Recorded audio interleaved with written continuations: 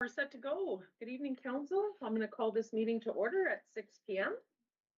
And I'll hand it off to Councillor Belinda Kistmaker for the Indigenous acknowledgement. The Council of the Corporation of the Township of Hornepayne would like to begin by respectfully acknowledging that the land on which we gather here today is the Treaty 9, 1905-1906 territory, the traditional lands of Indigenous peoples. As we work towards reconciliation, may we all live with respect on this land and live in peace and friendship with all its diverse peoples. Thank you, Councillor. And the review and note any changes to the agenda. So we do have two additions. It's addition of item 13.3, a bylaw for a general service agreement, and item 13.4, a bylaw for the OILC loan.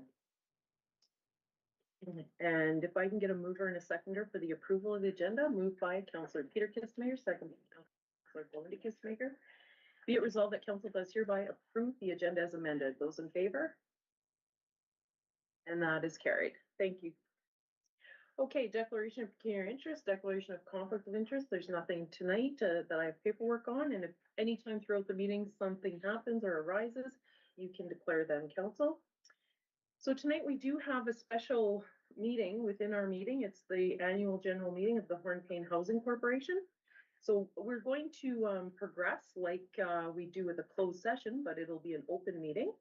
And if I can get a mover and a seconder, as council is the shareholder of the corporation, if I can get a mover and a seconder to open that part of the meeting. Moved by Councillor Peter Kistmaker, second by Councillor Belinda Kistmaker. Be it resolved that council does hereby enter into the annual general meeting of the Hornepayne Housing Corporation at 6:02 p.m. Those in favor? And that is carried. And if we can get a mover and a seconder to call to order at. Moved by Councillor Belinda Kistmaker, second by Councillor Ted Sheneman. Be it resolved that the 2024 annual general meeting of the Hornepayne Housing Corporation, HHC, is hereby called to order at 6:02 p.m. Be it further resolved that the Council of the Corporation of the Township of Hornepayne does now sit as the sole shareholder of the HHC for the purposes of conducting business at the annual general meeting in accordance with the corporation's bylaws, the Municipal Act, and the Ontario Business Corporations Act. Those in favor? And that is carried. So just to open the meeting, the AGM, I do have a few more remarks. So good evening, council, staff, and guests. I want to share a warm welcome to the annual general meeting of the Hornepayne Housing Corporation. The Hornepayne Housing Corporation is one of our most important municipal service delivery tools. It's a way for us to directly support the housing needs of our community while building a stronger and more sustainable future for Hornepayne. Tackling Hornepayne housing's concern was one of the promises that I made to the community, and I'm glad to report on the progress that has been completed. Housing is more than just bricks and mortar. It is about building a solid foundation for residents, families, and our community's growth. This past year, Parkview Apartments continued with full occupancy, and our focus has been on ensuring that units are well maintained while we continue to improve operational efficiency. These efforts help to make us help us make the best use of our resources while providing quality housing for those who call Hornepayne home. The corporation is governed by a council-appointed board of directors, and I am proud and grateful to work alongside dedicated individuals. Our current members are myself as the chair, Councillor Belinda Kistmaker, Vice Chair Greg Drew, Carlo Bin, who's a guest, and Gideon Tegear. And we are supported by our board secretary, the executive director, Catherine Lewis. Recognizing and thanking those who have supported and served the board is important to us, and we'd like to thank past board directors, Councillor John Perroff, Councillor Ted Sheneman, and resident Perry Peltier. As a board, we would like to especially recognize Bonnie Claveau, and Bonnie joins us virtually today. Thank you for being here, Bonnie. Mrs. Claveau was a founding member of the board and served as our vice chair. Bonnie recently moved into a new chapter of her life, and we wish her the best in all her future endeavors. The board takes the time to recognize her dedication, hard work, and commitment to improving housing in Hornepayne with a custom-made plaque. And I'm hoping I can get it on the video here so people can see it. That's so nice. There we go. So on behalf of the board, Bonnie, and the community, thank you for helping to shape this important organization from its earliest days. Please join me, everyone, with our gratitude with a round of applause for Bonnie. That's so kind. Thank you very much. We had, I thoroughly enjoyed the time that I was on the board, and I know that you guys will continue to do the very best for Hornepayne to ensure proper housing is available to everyone that needs it. Thank you so much, Bonnie. And I know that you've made arrangements with Catherine to pick up the plaque. I do apologize. Fantastic. I do apologize. My family is here for the last day at camp, so we had a big barbecue tonight, and it was just not a good time for me to come in. But I am very thankful, not necessary by any means, but very appreciative of the plaque that was and the appreciation that was given to me. Yes, well, we appreciate that you come virtually. I know it's hard to get away from camp, and you have a beautiful place out there and an absolute wonderful family. So enjoy the rest of your time. Thank you so much, Bonnie. Thank you. Okay, and just to continue on with some of the other achievements. Together as a board, we continue to ensure that housing remains strong, sustainable, and responsive to residents' needs. We have been able to support the new Motel Studio 6 and see that project come to fruition. We held our first housing symposium, bringing together industry, financing, and information for residents and prospective new homeowners. And we have successfully secured funding that enable us to improve the safety and quality of service that we provide at the Parkview Apartments. All in all, we have created a solid foundation that will enable us to move forward with bigger and better initiatives. Looking ahead, we are exploring the opportunity to hold more housing and community symposiums with the possibility of bringing together skilled tradespeople. We are going to embark on a new strategic plan this fall to ensure that we have measurable targets as we move forward into this next phase of the Housing Corporation, enabling housing builds. Strong housing and strong trades go hand in hand in building a resilient and vibrant community. It has been a lot of work along with committed dedication of time and learning for the board to be successful. And I thank each and every one of the board members, past members, and current directors for your enthusiasm, ideas, and support. Council, I thank you for your commitment and trust in the Hornepayne Housing Corporation as we continue to set up Hornepayne to succeed in the future. And that sincerely, I thank Council for the support that they've given to the Housing Corp. So as we carry on with this evening's meeting, the AGM, will follow along with the enclosed in our council agenda. We have a few items that we're going to start off with a housekeeping item from 2021 to 2023. We'll have a presentation from the Executive Director, Catherine Lewis. Catherine has been imperative in helping the board meet its goals and targets that council endowed upon us. And I thank you for that, Catherine. And I look forward to working with you in the future, and I look forward to your presentation. Thanks. And we also have the presentation from our accountant, Mitch Mironovich. Sorry, Mitch, I'm going to mess up your last name. Problem, Marinovich. Marinovich. And those are 2024 audit financial statements. And then we have a motion for the upcoming shareholders' direction and strategic planning. So let's get started on the first item. And if I can get a mover and a seconder for the recognition of alternative shareholder reporting from 21 to 23. Moved by Councillor Peter Kistemaker, second by Councillor Belinda Kistemaker. Whereas the Hornepayne Housing Corporation, HHC, is a municipal service corporation wholly owned by the corporation, the Township of Hornepayne, and governed under Section 203 of the Municipal Act 2001, Ontario Regulation 599-06. And whereas the Ontario Business Corporations Act, OBCA, requires that a corporation provide its shareholder with annual financial statements and enables the shareholder to exercise oversight, typically through an annual general meeting, AGM. And whereas Section 203 of the Municipal Act 2001 provides that municipal corporations must operate in a manner that is accountable to and transparent with their municipal shareholders.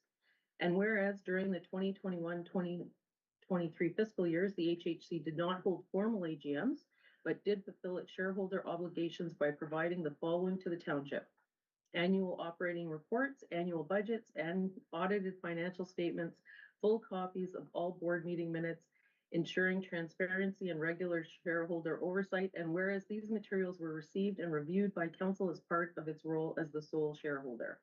Therefore, be it resolved that the council, the corporation, the Township of Hornepayne, acting as the sole shareholder for the Hornepayne Housing Corporation, hereby acknowledges and accepts that the Hornepayne Housing Corporation's reporting practices for 2021 through to 2023 satisfy the shareholders' oversight responsibilities under the OBCA. Any comment on the motion? I want to say, sitting from this position and reading back to 2021, lots has happened, but sometimes it feels like yesterday. Okay, I put that to a vote. Those in favor? And that is carried. And now we'll move on and give Catherine the floor. Go ahead, Catherine. There's 1 second. Entire screen.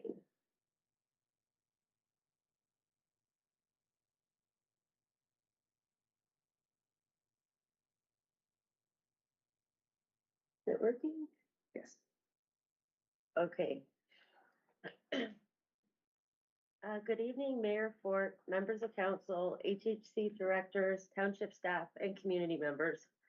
Thank you for joining us for the Hornepayne Housing Corporation Annual General Meeting for 2024. As Executive Director, I'm proud to report on the progress we made in 2024 and to share where we're headed as we continue building responsive, inclusive, and sustainable housing solutions for Hornepayne. The first section is just governance, how we work. So what is the HHC and what is our role as a municipal service corporation? The HHC is a municipal service corporation, a legal entity established by the Township of Hornepayne under the authority of the Municipal Act.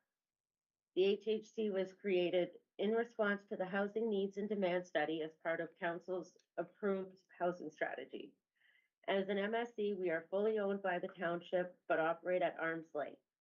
This structure gives us the ability to act nimbly and respond to emerging housing needs. The MSC structure allows the corporation to enter agreements, acquire or dispose of land, and secure financing within parameters approved by council. This flexibility allows us to take advantage of the housing opportunities while ensuring major decisions remain subject to council and the public's oversight.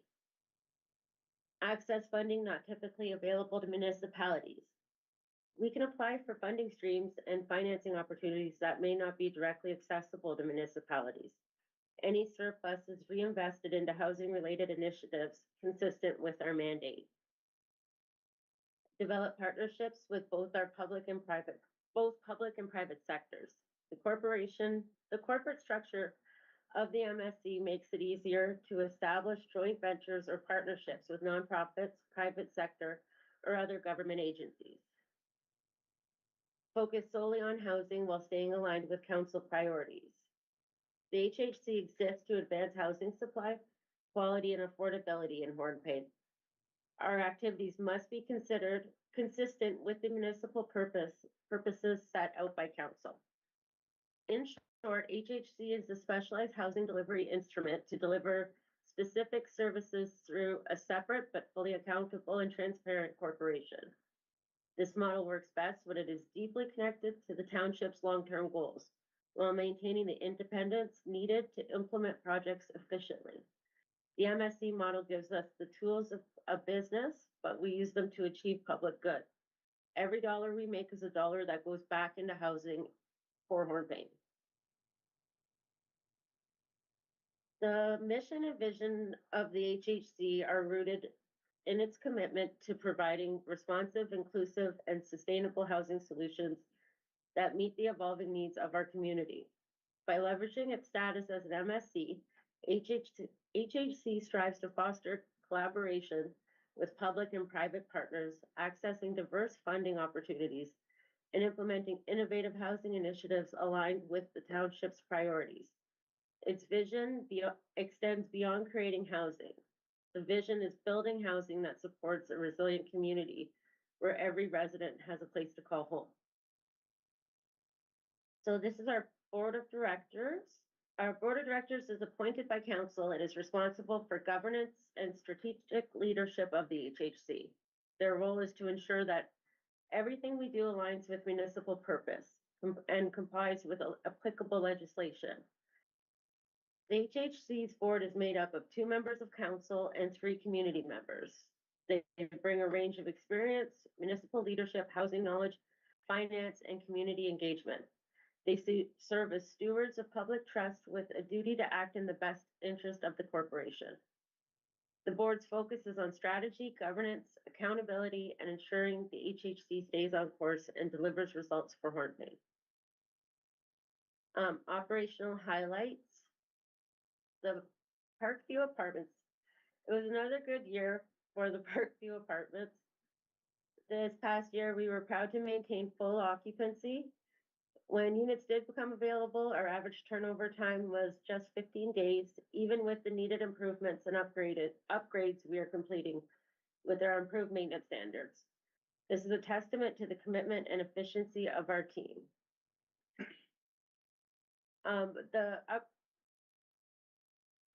Parkview also underwent significant upgrades, including attic insulation to improve energy efficiency, key fob security system to enhance safety and accessibility. And these improvements led to over 11,000 in hydro savings, which covered the payments from the loan that we took to do the key fobs. We completed our building condition assessment and invested in asset and maintenance software to supply long-term maintenance and capital planning, funding in part by the Federation of Canadian Municipalities Municipal Assessment Asset Management Program. And we introduced new management policies to support clear communication, fair enforcement, and consistent tenant relations. All of these efforts are designed to be scalable, ensuring that we are ready to manage more units as we expand our housing portfolio in years to come. For community engagement, we hosted Hornepayne's first ever housing symposium, a full day event created to equip residents with practical tools, industry insights, and housing pathways. Presentations and topics included home buying and building, mortgages, legal considerations, modular homes, and the introduction to the township's community improvement plan. The goals achieved were community confidence and visibility for the HHC, empowered residents on their path to home ownership, and strengthened partnerships with the community and beyond. The event was generously sponsored by Hornepayne Lumber and Hornepayne Power, who made it possible to offer a free and well-resourced experience for all attendees. The symposium confirmed that when we engage with the community directly, we empower residents, uncover local solutions, and create true momentum. It was also great to see how many regional stakeholders there are who believe in the future of Hornepayne.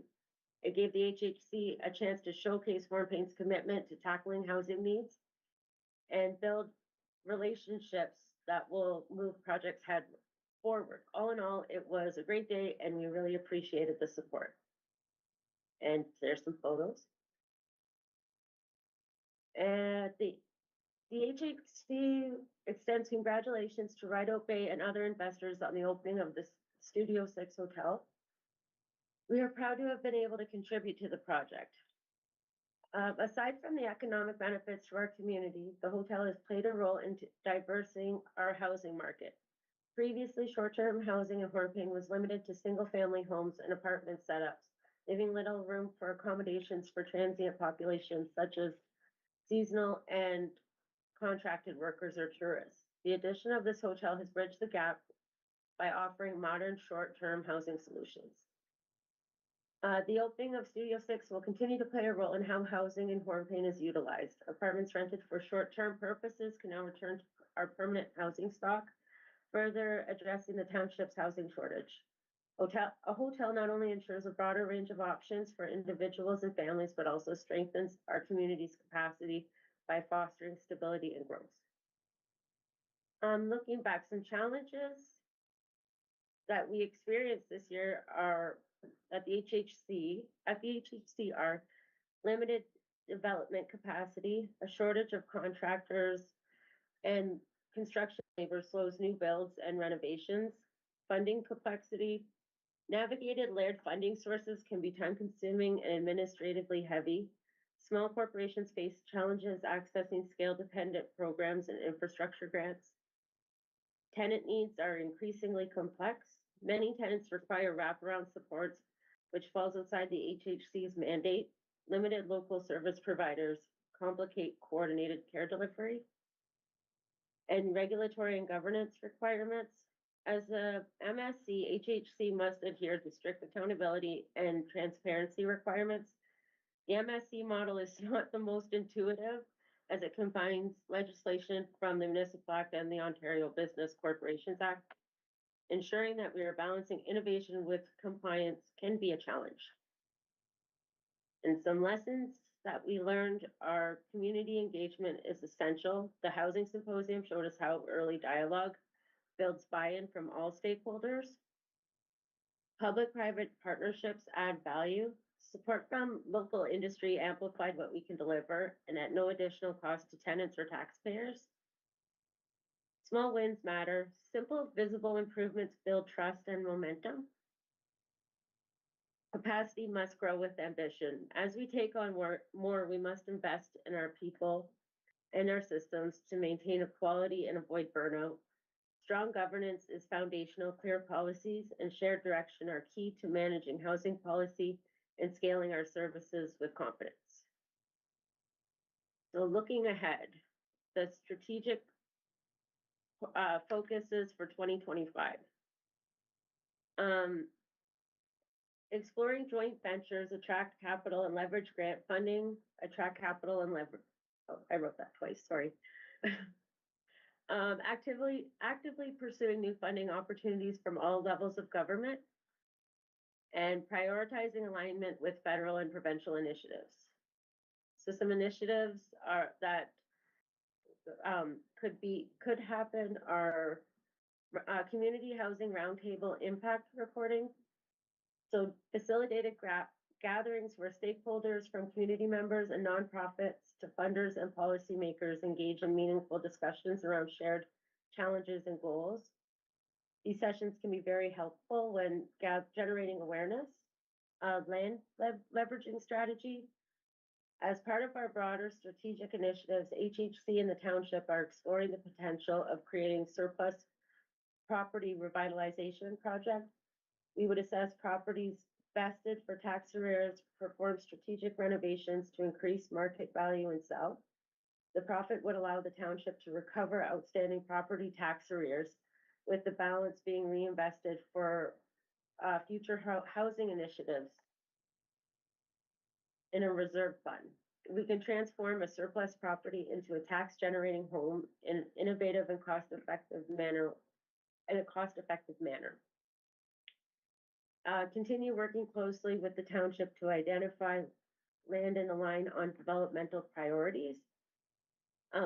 Alignment with the federal and provincial government are important, but collaboration with the Township is critical, not only for funding, but for land access, policy coordination, and ensuring our efforts are deeply embedded in the Township's overall development strategy. As part of our broader strategic initiatives, HHC and the Township are exploring the potential. Oh, we were so sorry. The next is cultivate organizational excellence, develop staff and board through training and succession planning, build a strong internal culture rooted in transparency and local values. In 2025, the HHC will launch a strategic planning and governance review to chart our path forward. We have also begun work on a shareholder direction, which is a living document which will formalize the relationship between the HHC and the Township. This document will help clarify roles, outline mutual expectations, and ensure good governance and alignment. It will give the HHC clear guidance and assist council in decision making. And annual staff and board self-evaluation and internal communication strategy.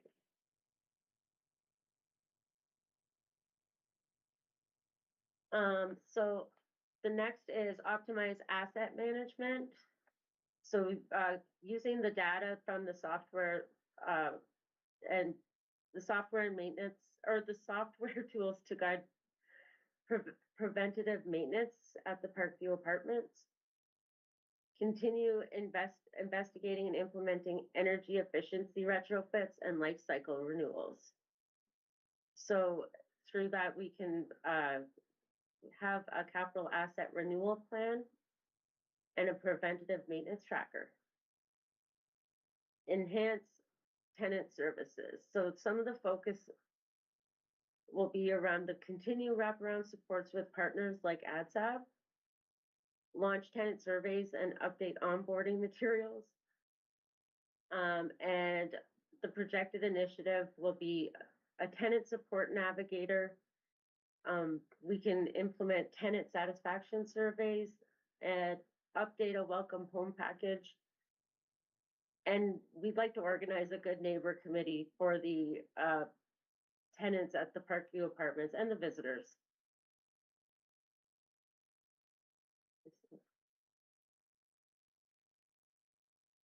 So some building community capacity for home building. The focus would be offering workshops on financing, permits, and timelines to the community. Launch a pre-development toolkit for builders and small-scale developers. And self-build housing workshops and peer builder mentorship and pre-development, a pre-development toolkit. So I would like to thank our sole shareholder, the township, for allowing us to this platform tonight. I would also like to thank our board of directors, community members, and other stakeholders in the region and beyond. Thank you for your support, your collaboration, and your trust. As we move forward, let's remember that housing is more than an address. It's a foundation for strong families, thriving businesses, and resilient communities. Our work isn't just about projects and plans and policies. It's about people and the future we're building together. With your continued support, we can ensure that every step we take, every gap we close, will bring us closer to the community we all want. And that's it. Thank you, Catherine. That's a great job. I think I lost a page this morning. That's all right. Was not noticed. You carried on. So any questions from council?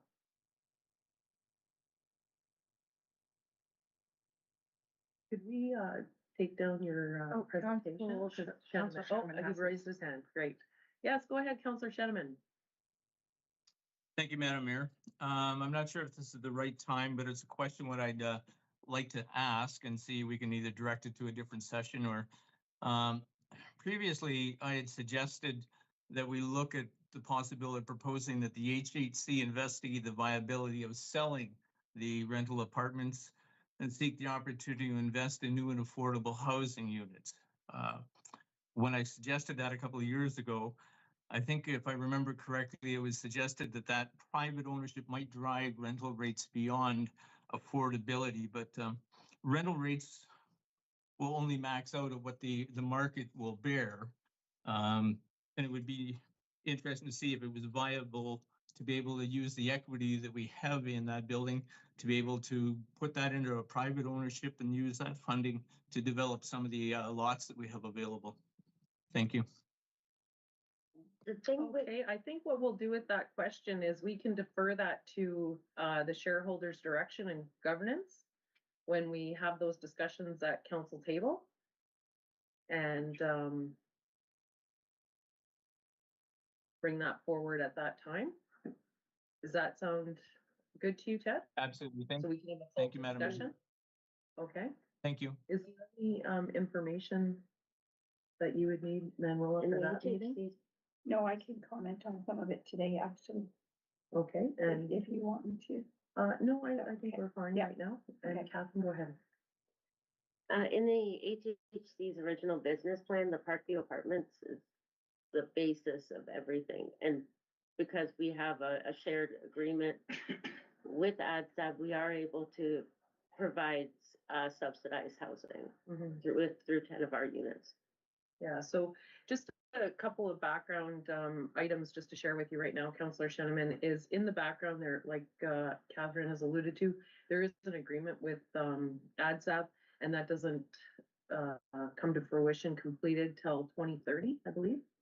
And then further that, I think there would have to have further discussion, because it was in good faith that the HEDC basically handed over the apartments. So we'd have to have a fuller discussion, because there was good faith that the township would run them and use them as an anchor project. So I think we should have a fuller discussion at the council table about how we were to proceed if we were ever to dissolve ownership of that building. That's Any fine. further Thank you. No, Okay, that's great. any Thank further you. comments? Okay, from council at this time? Okay. And any further comments for Catherine? No. Okay, there being none. Thank you for that, Catherine. We do have a motion. If I can get a mover and a seconder, please. Moved by Councillor Peter Kistemaker, second by Councillor Belinda Kistemaker. Be it resolved that council hereby receive the 2024 annual report of the Hornepayne Housing Corporation as information. Those in favor? And that is carried. Thank you so much, Catherine. You did a fantastic job. Okay, and now moving on to the presentation of the 2024 audited financial statements, and Mitch is with us, and the floor is yours, Mitch. Perfect. Well, hello to everybody I haven't met. Last time I was up in May, but my name is Mitch Marinovich. I am the audit manager from Stefanisi Professional Corporation, and we are here today to present the audited financial statements that were approved on July 30th. So what I'm going to do is I'm going to pull them up on my screen and provide a brief overview. I can get those up. And can everybody see my screen? We can see your screen, but if you can expand the statements a bit larger, that might be helpful. Okay, let me see if that's something I can do here. I think that's limited to what I can do. Okay, that's fine. All of council has them as well on their devices. Perfect. All right, so this is for the year ended December 31st, 2024, and it is the audited financial statements. What I'm going to do is just go over a few of the key statements and understand and go through some of the variations in the accounts, what the accounts are built up of, and really how we arrive at the surplus at the end of the year. Starting with the audit opinion. So the audit opinion is a qualified opinion, and with it being a qualified opinion, that means it's not a technically perfect audit opinion. And there are two deviations from the normal accounting standard. They are very common for the sector and the industry. So the first is just because there is a large amount of revenue, about 10,000, that's derived from laundry fees. Because that's such cash in nature, it is a hard number to be able to audit to its completeness. Again, this is very common and shouldn't cause too much concern over that. The other qualification on the financial statements is regarding this PSAB 82 or 3280 asset retirement obligation standard. What this stems from is a requirement that came out in 2023 relating to setting up a liability with any legal obligations for remediation. So for the Hornepayne Housing Corporation, what that is there is suspected asbestos flooring tile in a few of the units. What the standard will require is a liability to be set up for that if it is confirmed to be, but because we are at a point where we can't actually confirm if it is asbestos tile or not, we had to go through the route of putting a qualification on that, but it is still very common. It is a relatively new accounting standard, and the way you can get rid of this is if you do have an engineer come in, test that, and he'll be able to confirm whether or not it is an asbestos flooring tile. It doesn't really cause any harm to the financial statements with this qualification. Very common throughout a lot of organizations still. Next one I'm going to go through is the statement of financial position. So the financial position statement, really what that is it's a screenshot, a little snip of where everything, all the balances sat at December 31st, 2024. So as you can see, your cash balance was drawn down a little bit on that front, going down to about 31,000 from 57,000. That's explained on the statement of cash flow, how we get there. Accounts receivable is up, and with that accounts receivable being up, there are a few key accounts that are going through the legal side of things they have been evicted. There is an outstanding amount and they've been to the Landlord Tenancy Act. So that's what's explaining on that front as well. The allowance has been decreased on that because there is still some feeling that there is a collectability, whether it gets sold to collections or not. Your portfolio investment is your investment in the hotel, Hornepayne Hotel Investment Corporation that opened, I believe, in November. Correct me if I'm wrong, but I did stay there in March. It is a very nice hotel for the community to have. So definitely a good investment made by the township. Accounts payable, generally going down on that front.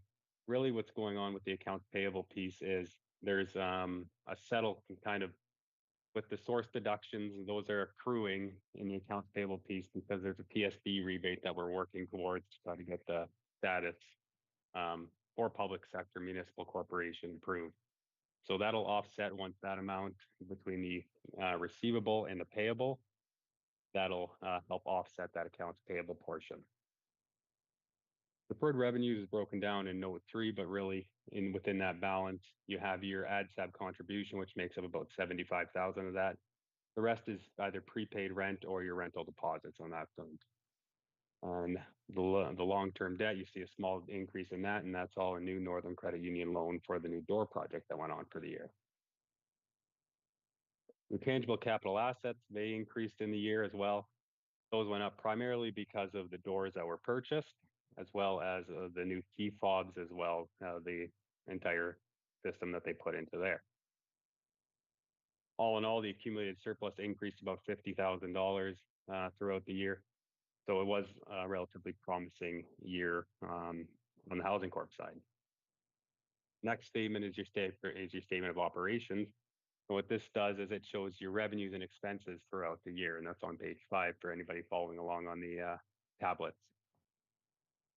As you can see, revenue on rentals has increased about $40,000 to $50,000. As Catherine alluded to, that's because we had higher, lower vacancy rates in the units, higher, quicker turnaround time getting everybody into the units. So you did experience higher rental revenue on that front. The Algoma District Services Board, that stays the same, and that'll stay the same going right up to 2030 until that agreement is fully amortized with the Algoma District Services Board. Laundry, as mentioned, that's just a standard laundry machine, the revenue. And then the grants is that Federation of Ontario Municipalities grant for the asset management side of expenditures that came in the year. So that offsets the cost that goes on the expenditures. Expenditures in total dropped about $30,000 throughout the year. Primarily on that front is this stronger monitoring of expenses by the board and Catherine. At the end of the day, normal operations, there is that surplus of $28,000. And we did record a recovery, and the recovery, which we've put as a below the line item just to really separate out that surplus from normal operations and then some of the accounting numbers. And that was just a general feel on what the collectability of the accounts receivable is.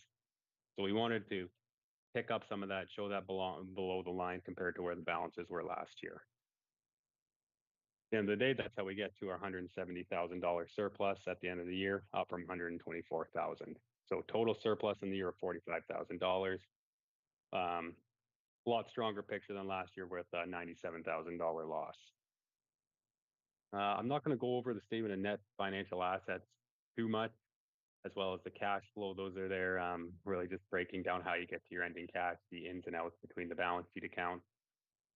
And the notes are there for any nice nighttime reading if anybody wants, but I will go ahead and point out a few of the keynotes. So note 3 does break down what's in that deferred revenue amount. So whether it's a prepaid rent of $14,000, $75,000 is the amount still that the Housing Corporation hasn't earned yet in the year.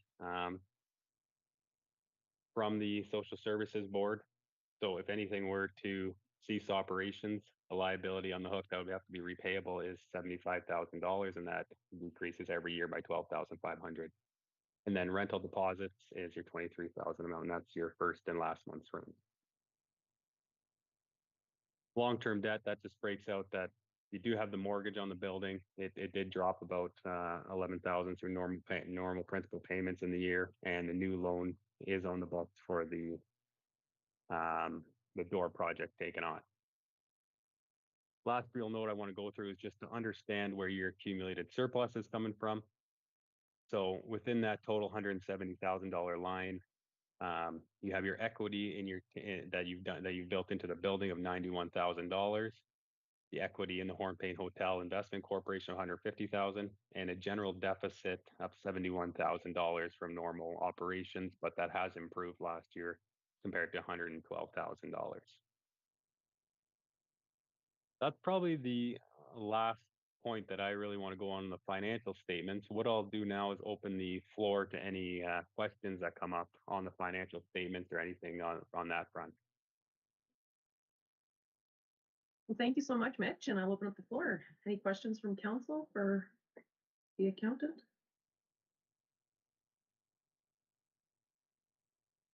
Go ahead, Councillor Shannon. Thank you, Madam Mayor. Mitch, on page 10, when we look at the long-term debt repayments to be made over the next, that's predicting or considering that we're looking at probably staying stable about the 4% interest rate. Is that the way that was calculated? No, that's calculated based on the principal payments over the next 5 years based on the current rates that are within the agreement. Which ends in 26, correct? Yeah, which ends in 26. So that assumes renewing at a similar rate. Thank you. Okay, I have a question for you, Mitch. We've had lots of discussions about community bonds and different other financing tools. And if our mortgage is going to mature next year in 2026, is this something we should look at to try and get even a further lower interest rate? Take on a community bond. It could be worth investigating for sure if you could take on a lower interest rate. Interest rates have been dropping by the chartered banks over the past couple months. So it is probably first is what I would go through is look at NCU and see what they're offering again. But you could investigate a community bond. There is significantly more reporting required though for community bonds, both on the audit side of things and for management. Bond rating systems will have to go out there as well. There'll be more detailed analysis and reporting back to whoever the fiduciaries are of the bond. So it could be worth taking a look at. It could save you some interest costs for sure, but be aware that it would have significant reporting obligations by the board as well as the municipality. Okay, just a follow-up question. Councillor Shannon, do you still have a question or is your hand still raised? No question. Thank you, Madam Mayor. Sorry. Okay, thank you. Just a follow-up question then to that, Mitch. Would it be wise then possibly to look at other lenders, like other banks, even just to be competitive when we're renegotiating that mortgage? Absolutely. It would definitely be beneficial to take a look at the other banks, see what they're offering, see if some of the larger commercial banks can offer a different balance. There could also be opportunity if that was to be combined with the corporation of Hornepayne to bring all the banking over. They might look at that as a more significant account if we are looking to get a better interest rate for the housing corporation. Definitely, I see it happen all the time that they go ahead and reach out to either RBC, TD, any banks like that. They could see the township and the housing corporation as a more key account to them and would be willing to offer lower rates. Okay, thank you for that. I see Richard's hands up. Go ahead, Richard. You're on mute, Richard. No, move on. No, I still can't hear you. That. There you go. There. Okay. You're live. Hi, Mitch. Just a quick question regarding the qualification. Yep. There are the 2 points. If if it was decided to go ahead and get an engineer to look at the tile and get an estimate of the liability, or if there needs to be one, would the second item being the cash on the washing machines, is that small enough that the qualification would totally go away? Yeah, I think that potentially, for the first point on the ARO piece, the asbestos tile, if an engineer does come in and he can either confirm or deny it, that should be able to remove that qualification on that front for the housing corporation. There still are a few steps that we need to go through. Once, if they do confirm it is asbestos flooring tile, we would need to try to make an estimate of, all right, what's the cost to remove this? Very similar to the landfill that we did this year for the township. Yeah. On the laundry machine front, we'd have to take a look at how we can remove that. Potentially work together on setting clear and controls over how that money comes out of the laundry machine and gets to the bank on a timely basis, where we can guarantee that we know how much went into the machine and went into the bank, and have that all reconciled together. Okay. I Would be just more think maybe, process wise. yeah, maybe the board can discuss whether it's worth spending some money on an engineer to find out about the asbestos, or whether, we just leave the qualification on the audit report, since it's consolidated with the township. It maybe isn't a material effect on the operation of the housing corporation. Okay, thank you. Thank you, Richard. Councillor Shannon? Thank you, Madam Mayor. To Mitch, would it cause too much accounting problems if we went on the laundry, if it was done with a card, basically like the fob, kind of like what the universities do, or a building I manage down south, they have their card to be able to do that? Would that create too much of a accounting headache for Catherine and the staff? Nope. That would probably make things easier. Thank you. That is something that we have been looking into and trying to finance. There's like stability of internet and other things that have to be considered, but that it's probably going to be a project, I'll say. At some point. At some point, yeah. Okay, my final question, Mitch, is just back to renegotiating our mortgage. In the process of timelines, when should we be getting prepared to do that if the renewal is in November of 2026? Yeah.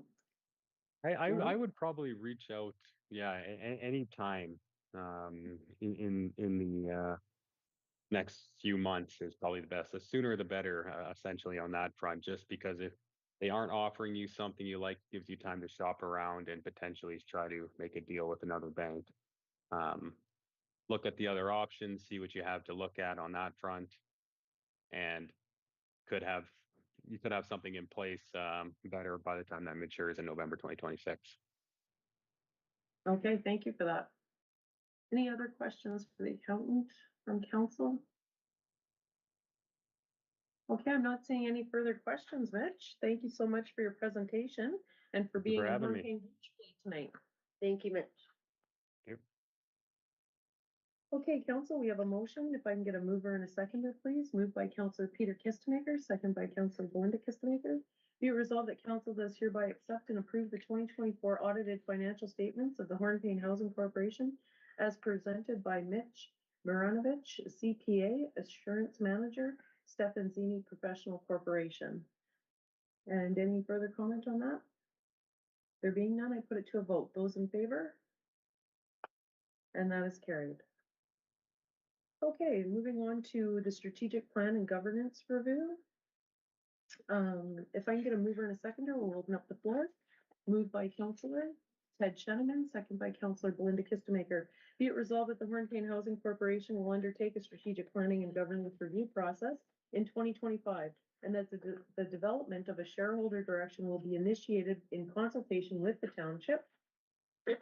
And Catherine, did you want to speak to this?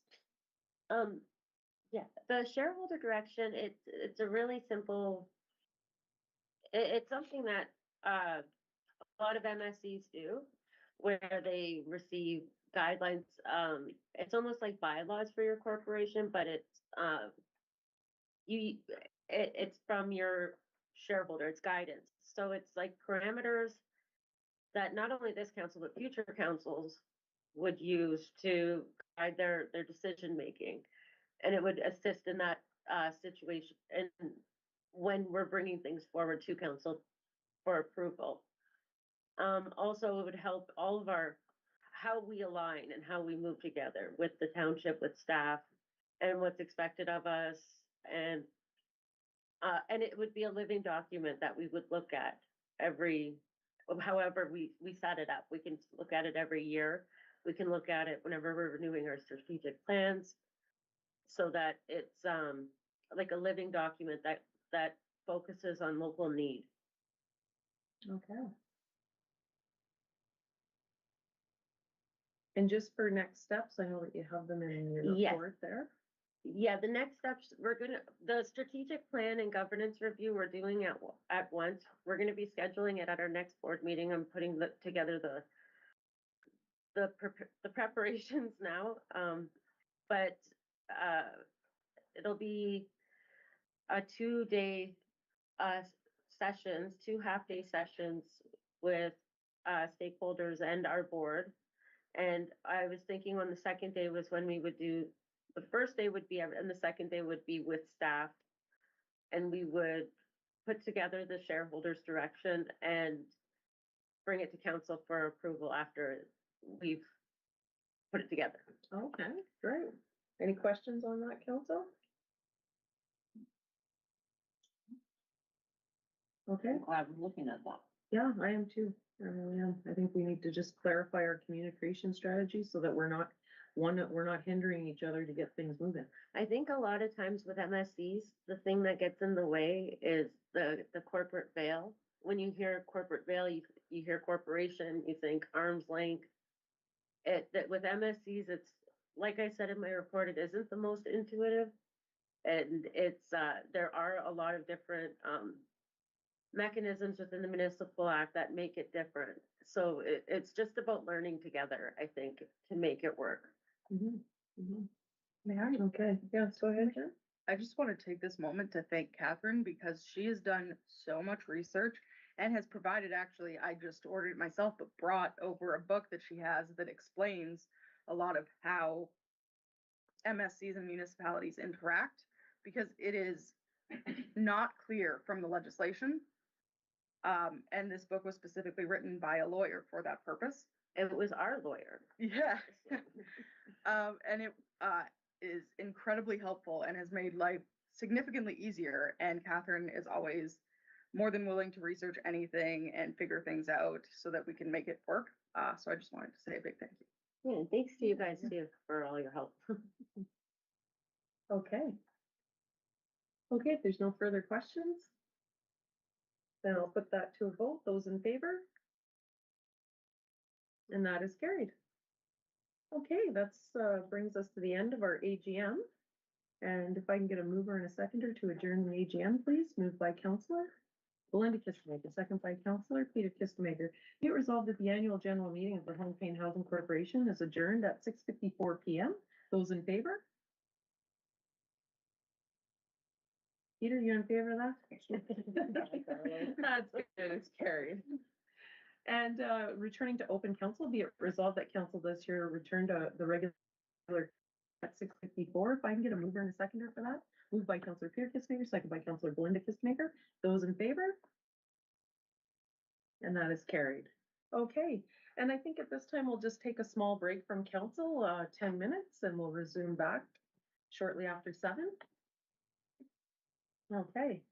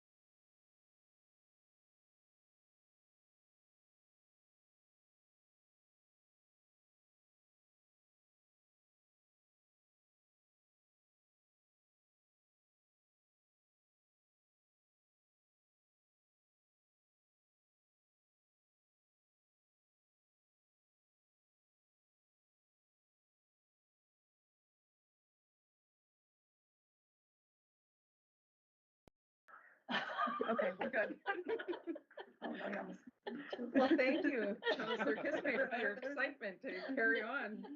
Okay, we have the adoption of the minutes. If I can get a mover and a seconder for July 23rd, moved by Councillor Belinda Kissmaker, second by Councillor Peter Kissmaker. Be it resolved that the council of the corporation of the Township of Hornepayne does by, oh gosh, now I'm not gonna be able to speak, does hereby adopt the minutes of the regular meeting of council held on Wednesday, July 23rd, 2025, as distributed. Any note or comment on those minutes? There being none, I put them to a vote. Those in favor? And that is carried. And our special meeting of council on July 29th, if I can get a mover and a seconder, please. Moved by Councillor Belinda Kistemaker, second by Councillor Peter Kistemaker. Be it resolved that the council of the corporation of the Township of Hornepayne does hereby adopt the minutes of the special meeting of council held on Wednesday, July 29th, 2025, as distributed. Any note or comment on those minutes? There being none, I put it to a vote. Those in favor? And that is carried. Okay, moving to departmental reports. If I can hit a mover and a seconder to open the floor. Moved by Councillor Belinda Kistemaker, second by Councillor Ted Cheneman. Be it resolved that council does hereby acknowledge receipt of the departmental reports provided at the regular meeting of council held on Wednesday, August 13th, 2025. And we're starting off with the CAO report. Do you have anything to add to your report? Nothing to add, no. Okay, do we have any questions from council for the CAO's report? Give me a few minutes, I have to scroll down. A lot of scrolling. Let me try to do this. Oh, there we go.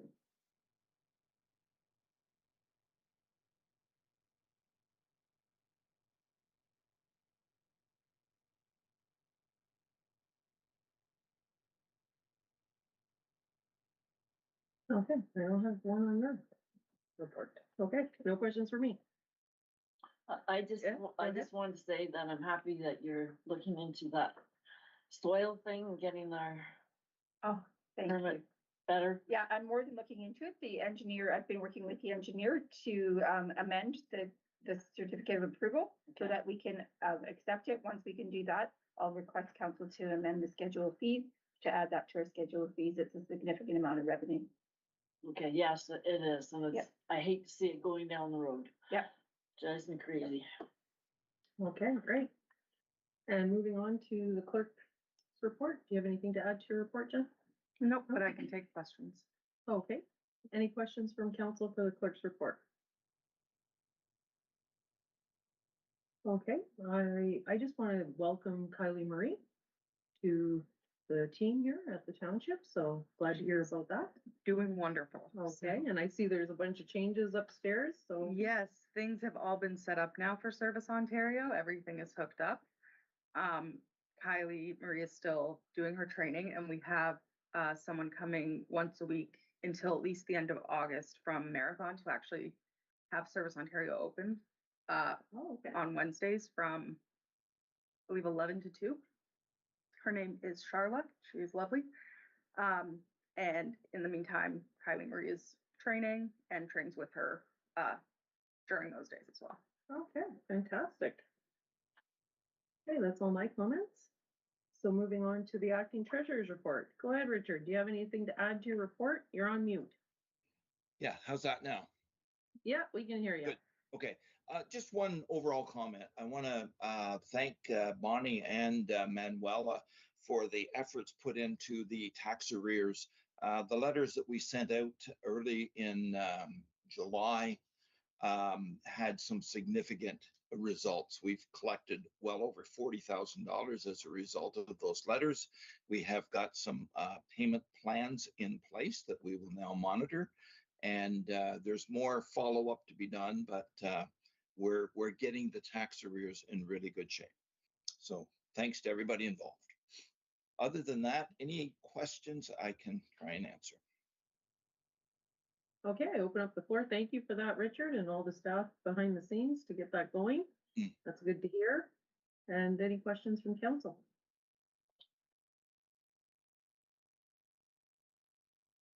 Okay, the one comment I wanted to make was on the FIRs that the township staff was the first time that they did it all on their own. Mm-hmm. I just like hearing that, keeping our work in-house and taking care of our own business. That's a great gain. So thank you for that. Yeah. And to all the support staff too. Okay, if there's no further questions, then we'll move on. Thank you, Richard. And we have the Public Works Manager's report. Dwayne, do you have anything to add to your report? Nothing to add, no big question. Okay, floor is open for questions for the Public Works Manager.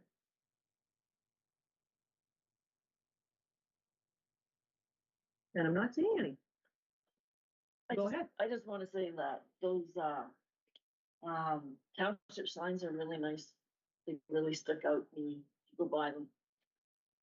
Good job. And, I'm anxious to see this town hall get painted. Paint in the town. Paint the town. Well, I do have to say thank you for the derelict building that I live beside, for taking that down. I was concerned on all fronts. So, Especially that one front. yeah. Yeah. Worry about my car. Is my car still there in the morning? But no, but anyway, it was, and I have to say this. It was shout out to Mark, because I had never watched them take down a house before. And then Dwayne had told me it was his first house, and my gosh, a pro, and handled that bucket. Like, it reminded me of a dainty, like, person with a dainty hand. And I have to give the example because he caught the yellow caution tape while he was picking up some debris to bring it into the center, and he noticed it, and then he just kind of like flicked it off and then went and carried on. I was like, like, that's a flimsy piece of tape or plastic. So, and that's a pretty strong bucket. But anyway, it was pretty neat to watch. Yeah. Very lucky, pretty good guys, but Yes, yes. Okay, if there's no further comments or questions, then I'll put those acknowledgers seat to a vote. Those in favor?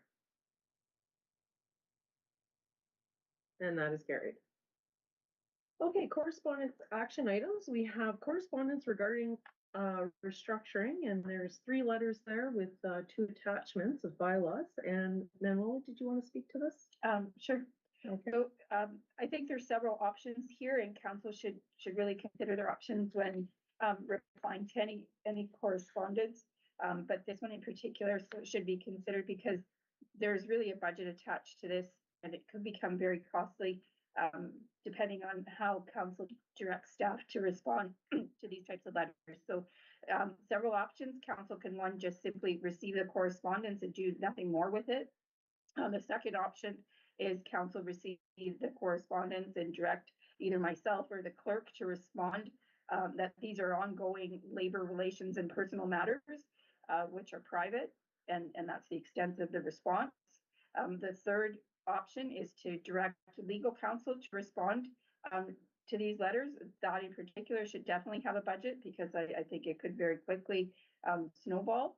The fourth option is to bring all correspondence related to this matter or similar matters to council, who will direct the response in order to control the budget that you currently have and the added expense. And at the very least, direct the CAO to bring back both a frivolous and a vexatious policy as well as a facilities and public code of conduct policy to the September meeting for council to consider and ultimately approve, just to help control things that can occur and protect the staff within the municipality. Okay, I open up the floor for discussion from council. The first item, I guess, is we do have to decide how we're going to respond to the current letters and then give direction for future. So I open up the floor for comments right now to the 4 options. Can you repeat number 4? Number 4, bring all correspondence related to this matter to council, who will direct the response in order to control the budget due to the added expense.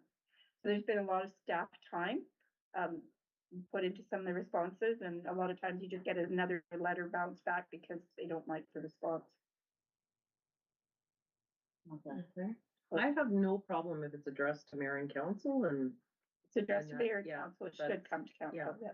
I have no problem with that. If it's things that are followed within our policy and it's not of this type of nature, I have no problem with it. It's a more timely response if we respond. Go ahead, Belinda. I'm not sure, I'm thinking. Okay. Counselor Shannon, any thoughts? Yes, Madam Mayor, I do believe we need to have a response that's, Manuela, could you read number 2 again for me, please? Yeah, council receive as correspondence and direct the CAO or clerk to respond that these are ongoing labor relations and personal matters which are private.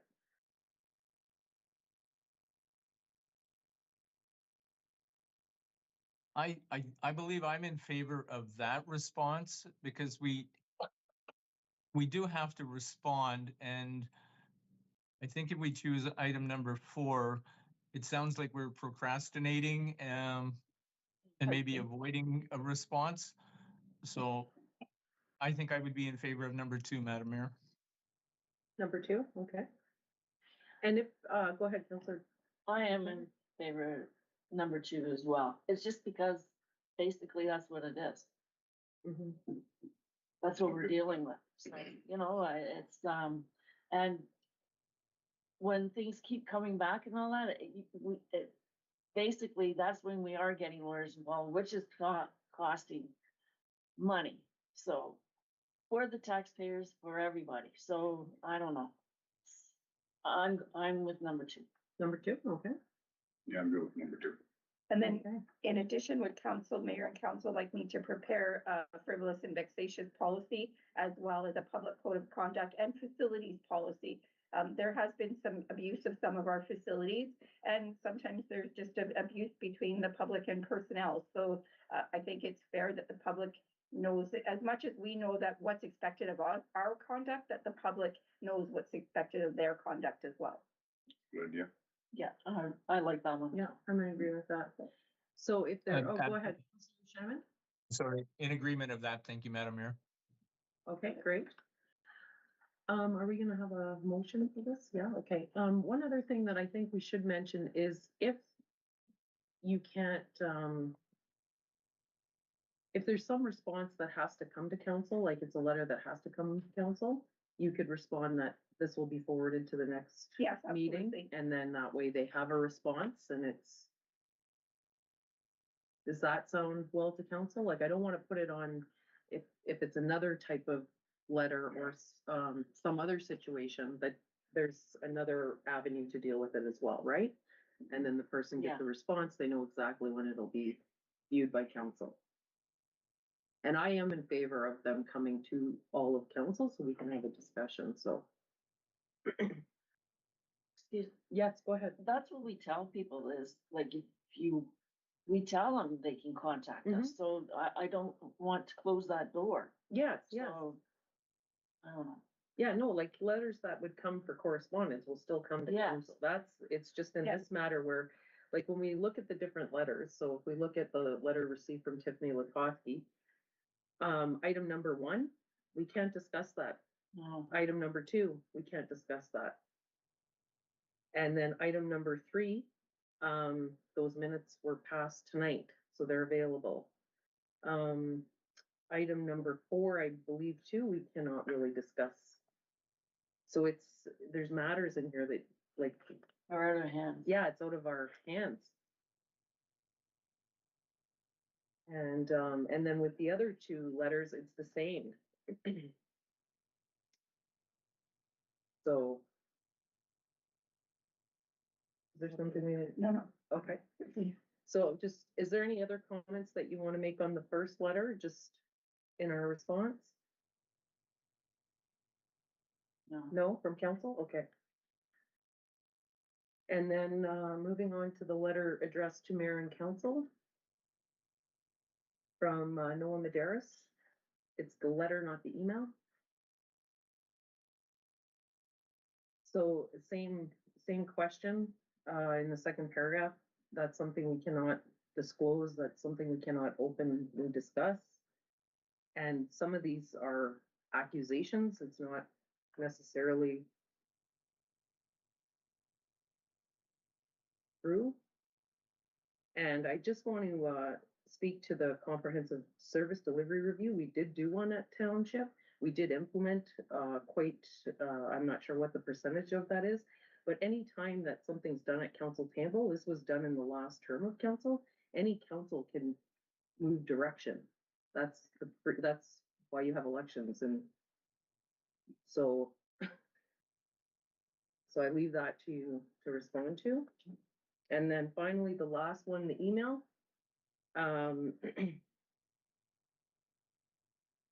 Is there any comment that you would like to make about that one? Okay, so again, we cannot discuss personnel matters. Anytime minutes can be viewed online, all the minutes are online. You can view them at the town hall.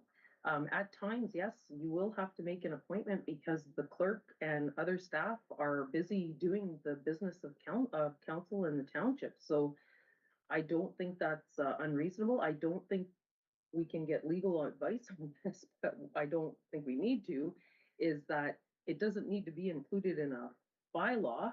That's just how you conduct business. Yeah. It's, you know, we're not saying that you can't come in and see the minutes, but you know, to expect to come in that day and have someone's time for an hour, I don't think that's reasonable. So, so I leave, do you need any further comments, No. council? No? Okay. And I thank you for the research that you've done and in the background to bring the suggestions to us. I know it was a very difficult time for staff and managing all their other projects, so. I would like to make one additional comment, though. I'm just going to say that normally policy is brought forward by the clerk. But the clerk did have a situation, and I think it's better that I do the policies this time, because I'm not as personally involved as anybody else, and I think it's just best. So if council doesn't have an issue with me bringing those policies forward rather than the clerk. Yeah, I have no, Okay. thank you for that clarification Thank too. you. I think Yeah. that's best. Yeah, Jennifer would be more than happy to do them, but I think it's best in this situation that I do them. Okay, Yeah. thank you for that. Okay. Thank you for that clarification. I appreciate it. So any further comments on this item? Jen, go ahead. I was just gonna say, I did draft a resolution. If you wanna have a quick review, Manuela also reviewed it. I can read it out. Why don't you read it out and Yeah. then I'll get a mover and a seconder, or if Perfect. council wants to make any additions or deletions, go ahead. Okay. No, we'll. you Oh, can read it first? and Okay. then I'll. Be it resolved that council receives the attached correspondence and directs the CAO and or clerk to respond that these are ongoing labor relations and personnel matters that at this time are private. Be it further resolved that council directs the CAO to draft a frivolous and vexatious policy and a public code of conduct policy to be brought to council at the September regular meeting. Facilities and public code of conduct, sorry. Hmm? Facilities and public code of Sorry. conduct, sorry. Okay, does that sound good for council? Okay, I'm sorry, I'm gonna have to make you read it a second time. Can I get a mover and a seconder for that motion, please? Moved by Councillor Peter Kistemaker, second by Councillor Ted Shannon. Be it resolved that council receives the attached correspondence and directs the CAO and or clerk to respond that these are ongoing labor relations and personal matters that at this time are private. Be it further resolved that council directs the CAO to draft a frivolous and vexatious policy and a facilities and public code of conduct policy to be brought to council at the September regular meeting. Okay, and those in favor? And that is carried. Thank you, Jennifer. No problem. Okay, so moving on to 9.2.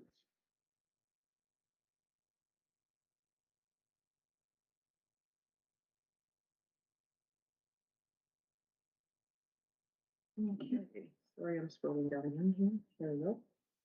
Okay, so we've received correspondence about supporting a tourism venture on behalf of the Snowmobile Club. And you can see a budget there and some asks. So I open up the floor for discussion of council first.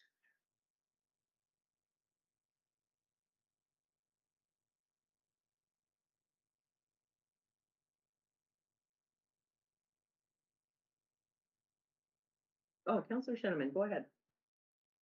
Thank you, Madam Mayor. I'm certainly in favor if we can find some dollars to be able to put something towards whatever the CAO and we can decide is an affordable or a comfortable amount that we can find in a budget somewhere. Thank you. Okay, thank you for that, Counselor. Counselor Melinda Kistemaker. I'm in favor as well. I think something like this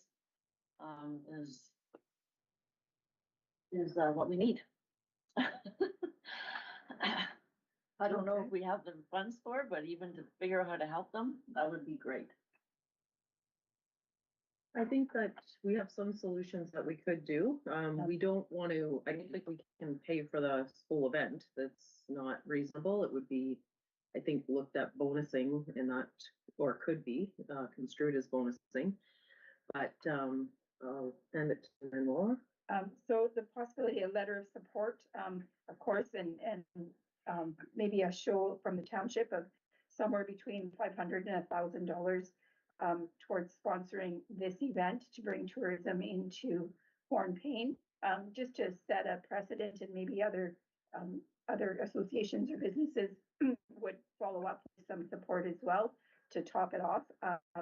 I think, I don't know if Mayor Fort would have some other avenues too that might be pursued.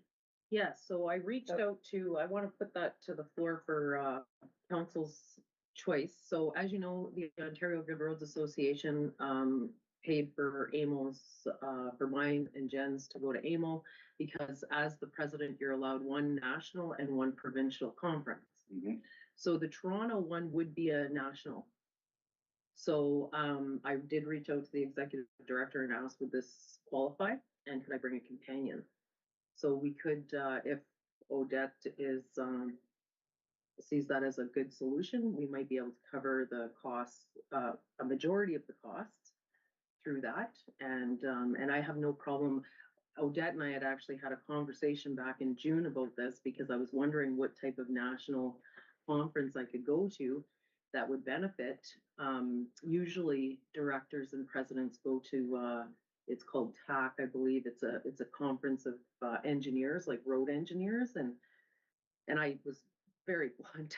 I said that I'm not going to even understand half of the stuff at that conference. Like, you know, and what am I going to do with the connections I make there? Like, everything's going to be over here. So, so they knew that I was looking for something a little outside the box. So, and I got confirmation from Scott. So if council, I bring this to council right now, unless there's some other national conference that you think would be better well used. I know that's kind of putting you on the spot. I think that's a good idea. Yeah. So Okay. you're suggesting the outdoor show in Toronto? The one in Toronto, they won't cover The outdoor show in yeah, Toronto that promotes outdoor sports and yeah, yeah, because it was, tourism. yeah, because Yeah, it was perfect. labeled, what did they call it? They actually had, it's called the Toronto International. Snowmobile, ATV and power sports. Yeah, so it's in Toronto, it's international, but it would be it would cover that under the national Yeah. budget. So we can reach out to Odette and make that, but I am still in favor of doing a letter of support. And I would be in favor of doing a small donation to the snowmobile club, and then including that in the letter that, look, we're putting our best foot forward, and maybe we can get some more corporate sponsors to help. Yeah. And again, like, this might be an inspiring and motivating for other people to get out and spread what good things are happening in Hornepayne. Councillor Sheneman, go ahead. Thank you, Madam Mayor. And if we made the donation to the Snowmobile Club, we would make that it was directed for the Toronto International Snowmobile and ATV and Power Sports Show, correct? So it would not be used for something else in the general funding. I'm not sure if we would have to do that, or if it was allowable. We can, it depends if you feel it's needed, if the majority of it is covered. Well, no, I do think there should be a small donation. I think we should do some sort of donation, because in the support letter. Oh, I We would mean, like to- the specification. Yeah, no, I think if it's allowable, I would do the specification. Okay. Yeah. We can do that. Do you think so, council? Our other Mhm. members, yeah? Thank you for that, Counselor Shenman. I think that's a really good idea, and that'll give some weight to the support letter. Thank you, Madam Mayor. Motion, are you writing the letter of support or is staff? I'm not sure. I'll defer to the CAO. Sorry, Manuel, I know you just came back in. We were just wondering, what do you think would be a better weight for the support letter? Should it come from the mayor or from the township on behalf of the council? I think would be the best. Okay. Mayor and council. Mayor and So I council, can then do it. sign it. Okay. Pardon me. So what have we given in the past to organizations? I can speak to that. Oh, yes, go ahead. I'm Um, sorry. Generally, around 500, and I did talk to Richard earlier today to see where we were at in the donations budget, and so council has a donations budget of $1,000 per year. 500 was used for the Terry Fox run, and there's 500 left in there, and I'm not positive what's left in council public relations. Okay, just a question on that. We donate annually to the Christmas fund or Christmas party, Mhm. $1,000. Yeah, that often comes out of the advertising and public relations, I believe, after the fact. Okay, Richard, do you have any further insight into this? No, I think Jen's covered it for me. Okay, so this shouldn't hinder our donation to the Christmas party later in the year? No. I No? don't think so. Okay. We've had those discussions at council table before, and I know it's council's prerogative and Councillor Stefanik to ensure we spend money at home first. Yeah. But in this initiative, it will be promoting Hornepayne. I think this might be a really key area. Okay, so is $500 suitable for council? Yep. Councillor Shannon? Yes, thank you. Yes, thank you. Okay, Jen's just doing up the motion. And Manuel and I will reach out behind the scenes, and if we do need a motion of council, possibly a motion of support for attending the conference, we'll bring that at a September meeting. I'm not sure if we'll need anything, so.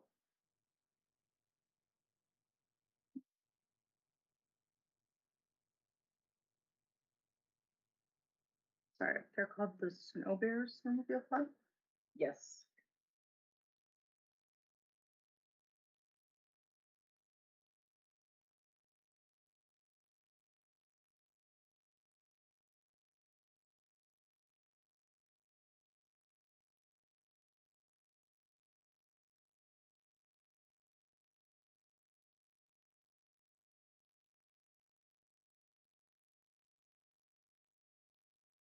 Okay. Or hasn't been acted on. Can you check, please?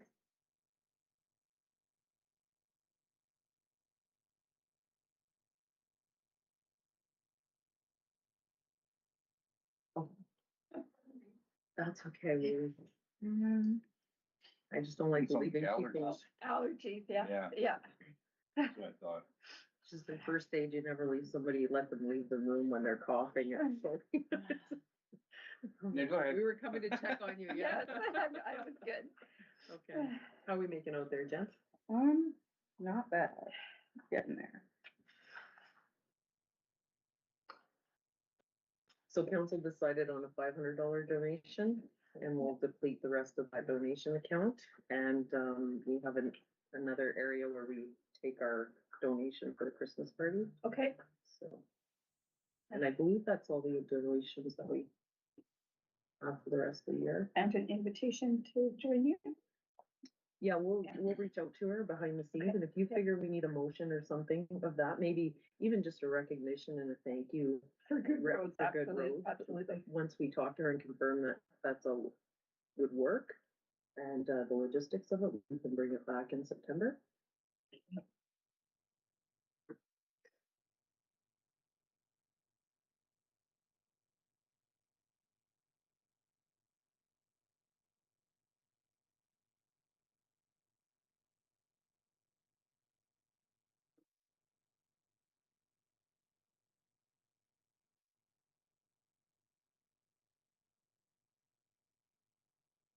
I'm wondering if any ministers would attend that. An international snowmobile ATV. Maybe.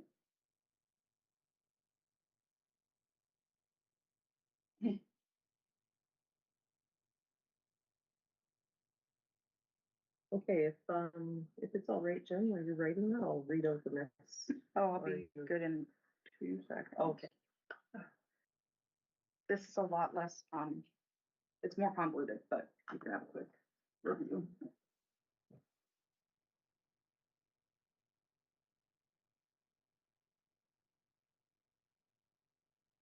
Second.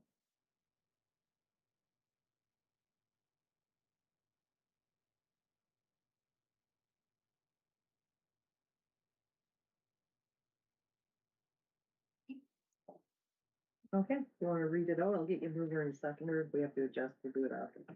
Moved by Counselor Peter Kistemaker, second by Counselor Ted Sheneman. Be it resolved that council receives the attached correspondence. Be it further resolved that mayor and council will send the Snow Bear Snowmobile Club a letter of support for this initiative. Be it finally resolved that council does hereby donate $500 to the Snow Bears Snowmobile Club to support their presence at the Toronto International Snowmobile ATV and Power Sports Show. Okay, can I make a friendly amendment that, council encourages businesses to support the initiative? Would that be appropriate to have that in there? Yeah, Local businesses or? I would leave it to businesses. Business is true. Yeah, we have a contractor out on Third Avenue. True. We have another one coming. Yeah. And the next couple. Gosh. Also, after reading it out loud, I'm thinking it might be better to change the last two so that it has the donation and explains what it is, and then afterwards that there will be a letter of support. Do you wanna read it the way you wanna Yes. do it? Then we have the remover and a seconder, okay? Yes. Go ahead. Be it resolved that council receives the attached correspondence. Be it further resolved that council does hereby donate $500 to the Snow Bears Snowmobile Club to support their presence at the Toronto International Snowmobile ATV and Power Sports Show and encourages businesses to support this endeavor. Be it finally resolved that mayor and council will send the Snow Bears Snowmobile Club a letter of support for this initiative. Yeah, I like that. Are we good, council? We put that to a vote. Those in favor? And that is carried. Sorry, I was right in the middle of the vote. No, I know, and I was listening to it, and the Toronto International Snowmobile ATV Power Sports Show is covered. The support is for the initial request. The Yes, 500. there was discussion while you were in the washroom that the Councilor Sheneman brought it up that the that wording be 500? used, that the 500 be specifically for that, For the Snowmobile Association.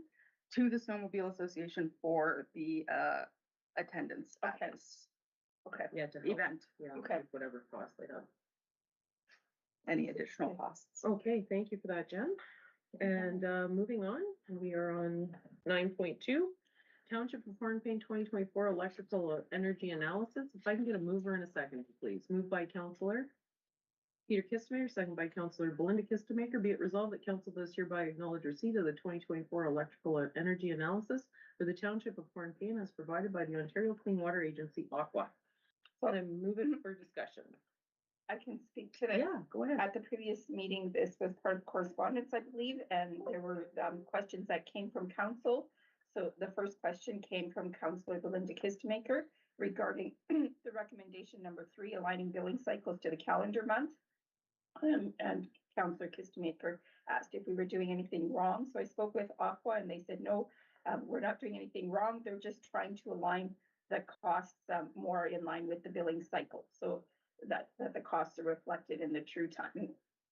And then the second question came from Mayor Fort, and it was regarding, was there any recommendations for funding for the recommendations of the items that were listed to be completed. So I reached out to Aqua saying, have you explored any funding? And no, they hadn't at that time, but they would look into it, was their response. Okay. So are we looking at recommendation number 3 as something that we may do? I don't have it in front of me. It's putting the monthly, having monthly, Yeah. water bills. Yeah. Yeah? Oh, okay. You wanna? Oh, no, sorry, that's not monthly water bills. They were speaking more in line with their billing and the hydro and things like, rather than our water bills. They were Oh, aligning okay. those costs. Okay. Sorry. So better aligning costs, because right now they're not aligning. Okay, would there be any benefit? Because we've had this discussion before at council about having monthly bills, because our water bills are quarterly and quite large. I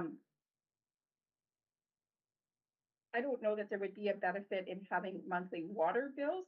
What I think there would be a benefit in having a monthly payment plan.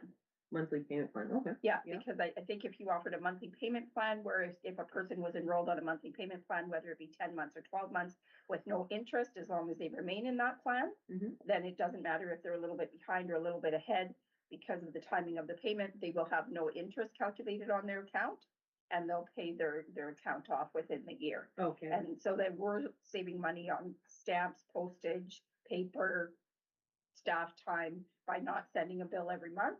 And the citizens are getting the benefit of making a smaller payment on a regular basis and not incurring any interest fees. Okay, and you brought that to council? I've brought that to staff before, and I believe I it was in spoke your to report, council yeah. about it too. So we are exploring that option. Okay. Okay.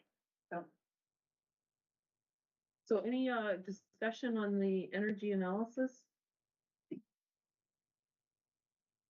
Okay, could we just ask, maybe ensure that we're keeping it upfront with Aqua about the funding?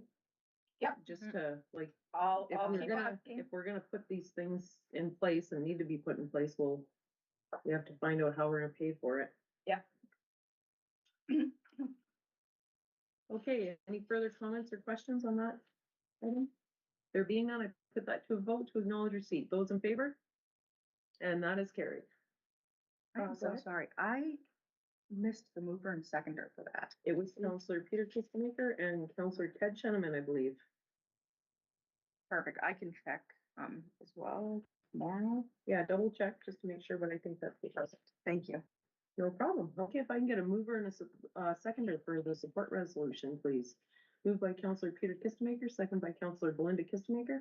Whereas the Township of Hornepayne recognizes the financial challenges due to policing costs in small, rural, northern communities, and whereas transferring Ontario Provincial Police, OPP policing costs to the provincial government would permit these communities to invest in critical infrastructure. And whereas interest-free loans to housing developers would bolster affordable housing, addressing essential community needs. Therefore, be it resolved that the Council of the Corporation of the Township of Hornepayne supports the municipality of Tweed's proposals for the province of Ontario to temporarily cover OPP costs, enabling vital infrastructure investments, and to provide interest-free loans to developers to foster affordable housing development. Be it further resolved that this resolution be sent to the Premier of Ontario, the Minister of Municipal Affairs and Housing, the Federation of Northern Ontario Municipalities, FNOM, the Northwestern Ontario Municipal Association, NOMA, the Rural Ontario Municipal Association, ROMA, with a copy to the municipality of Tweed. Any discussion on that motion? I just want to bring up, I'll talk a little bit more about in our committee roundtable or council roundtable. We did meet with the OPP, and it's interesting that we had a discussion about what the OPP could offer or partner with if we were to build houses that the police officers could either rent or buy, or possibly apartments. So it sounds like in the background, there are some things already happening in housing in OPP, so, or could be, but I'll give you a fuller update of that in just a bit. So any further comment on this motion? There being none, I put that to a vote. Those in favor? And that is carried. Okay, Northeast Superiors Mayor's Group. If I can get a mover and a seconder, please. Moved by Councillor Peter Kistemaker, second by Councillor Ted Cheneman. Whereas the Northeast Superiors Mayor's Group has expressed significant concerns regarding the frequent and extended closures of the King's Highway 17, impacting the movement of people, goods, and essential services. And whereas these highway closures have detrimental effects on business operations, healthcare access, and the economic viability of the Northern Ontario region, causing isolation and risk along alternate routes such as Highway 129, Highway 101, Sultan Industrial Road, and Ranger Lake Road. Therefore, be it resolved that the Council of the Corporation of the Township of Hornepayne supports the Northeast Superiors Marriage Group's request to the Ministry of Transportation for expedited mobilization of resources to repair and reopen Highway 17 swiftly post-weather events, implementation of a comprehensive preventative maintenance strategy to mitigate future highway closures, assessing and upgrading alternate routes to ensure safe transport in emergency, establishing improved communication channels between the ministry and affected municipalities, funding studies to assess the economic impact of these closures on the Superior East region. Be it further resolved that council advocates for a meeting with the Ministry of Transportation to discuss these matters and collaborate on viable solutions to address the ongoing issues highlighted by the Northeast Superiors Marriage Group. Be it finally resolved that this resolution be forwarded to the Minister of Transportation with a copy to the Northeast Superiors Marriage Group. Any comment on the motion? I will give an update. The Northeast Superiors Marriage Group called a meeting due to the last 3-day closure on Highway 17. So everyone met in Chapleau or virtually. I met virtually, and it was a very productive meeting. We ended up reaching out to the Ontario Good Roads Association to do a bit of an assessment of the impact analysis of what this does. Within 24 hours, we had a full report back, and we're just waiting for the time. We've secured a time for Monday morning to meet with the minister. So this motion, once passed, I will hand deliver to him when I am there at AMO. And the ideas that came up around the table of things that could be implemented quickly. One of them was the lights with the arms that they get put in place when there's only a single highway, so that we're not waiting for flag people or the contractor to come, that these could be deployed right from the communities, which I thought was amazing, because one of the during this past incident, it was, I believe, 48 hours, just under 48 hours before the actual contractor was on site. So the highway was just closed waiting, and that's just unacceptable. And so what I'll do once, just because this report was finalized on Monday, and it was a lot of moving parts, I will bring it for the September meeting so you can see what was presented on behalf of the Northeast Superior region. And so we're hoping to make progress. I would love to see something come out in the fall economic statement about Northern Ontario. So, and even if we were a small pilot of our road structure, and the impact across Northern Ontario, after you see the numbers, it's like, I thought it was exaggerated at first. Like, I was like, wow, and it's not. Like, when you close the mine, it's amazing the amount of money that they lose daily. And then with the wood industry, all of the trucks and everything's waiting. And then we were talking in the OPP meeting about the ripple effect when trucks and people are stopped, that now they're getting calls for service because they're out of water, they're out of gas, they're like, it just ripples. Go ahead, Peter. And a sad note to add to that is, other than like washouts and whatnot, in the wintertime, a lot of the highway closures, because I drove all my life, and it's because of the quality of the drivers that we have now. They are no longer professional drivers, and truck drivers, when there was a transit, like a semi and a smaller vehicle involved in an accident, up until about 1995, was 90% and higher the smaller vehicles fault. Now it's totally reversed because the influx of we need drivers desperately, and the lack of training and whatnot. Okay. Yeah. I'm gonna actually note that down. That's a political hot potato, because it's just, because there's stereotypes that are involved with that, but that is one of the biggest parts. No, but if we look at I'm gonna note down, once I read through again the report, if there's any area where we can interject, because we probably have access to that data, because that's just like, it's just, if we're moving from, originally it was the lighter vehicles was at fault, and the trucks weren't, and now it's reversed. Like that's data we need, right? Yeah. Like, and that's not putting it on anyone. No, drivers that's just and the truth of the two drivers. yeah. Yeah. Go ahead, Jen. I have a question. I've actually been thinking about seeing if council would be interested in doing something like this for a while. But this might be a good time to also bring up the township doing a resolution or a letter or something with regards to the standards of training for transport drivers. Because I do find that because they've become more lax, there have been a lot more accidents within our highways specifically. Okay, did we not do a support motion or resolution from NOMA on something to that effect? When they had that highway task team? I believe it was similar, but I don't know if it was the exact thing. I have to check. Okay, I have no problem if that wants to come to And there's council lots of table, like, different prongs to that. Like, Yeah. it's the lack of funding from the government for enforcement, number one. And also the conditions of the highway, like how many times they're plowing and whatnot. The money that's put into the snow removal and all that is not what it used to be. right, Hornepayne Highway, 631 from White River to north all the way to Highway 11. In my 26 years of driving, may have been shut down 3-4 times. In the last 3 years, it's been shut down 10 times. Hmm.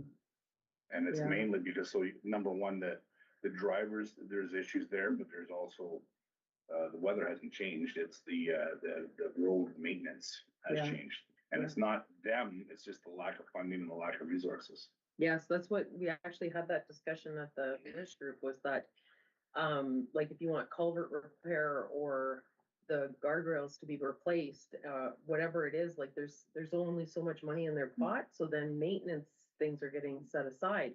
And if it's a big capital upgrade, then there's a lot of red tape that they have to go through. Yeah.